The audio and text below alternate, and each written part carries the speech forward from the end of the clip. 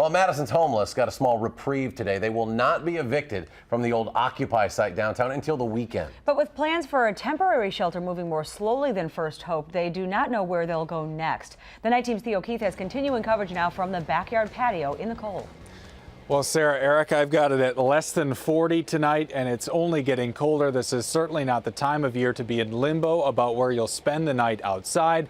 But for some people, that's exactly what's going to happen starting Sunday.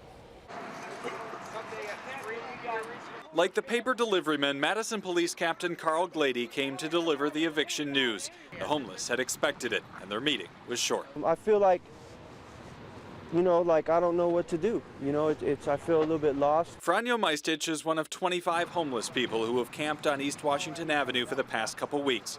He and his fiancée can't find anyone willing to lease them an apartment, even though she has a job. And on Sunday, Maistich will be on the move again. It just says we're not welcome.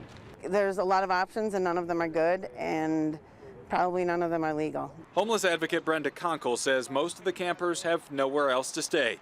County parks have closed, city parks are off limits after dark, shelters are often full. Nobody wants to sleep outside in the wintertime in a tent. It's just there isn't another alternative. We don't want people to freeze to death in the winter in Madison, and that's why we need a warming shelter. Dane County Supervisor John HENDRICK says help is coming. The county board will vote next week on approving a temporary day shelter in an abandoned building in his district, right across from the old Occupy site on East Wash.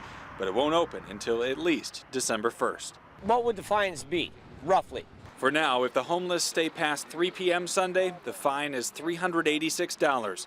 No one knows where they'll sleep, but it will no longer be here. It's a no-win situation for people who are homeless in the city. And Hendrick says the East Washington shelter likely does have enough support to pass next week. If it does, it would rule out a more controversial location in the middle of an East Side neighborhood, which is also much further away from those needed services. An ongoing debate. Theo Keith reporting tonight. Thanks.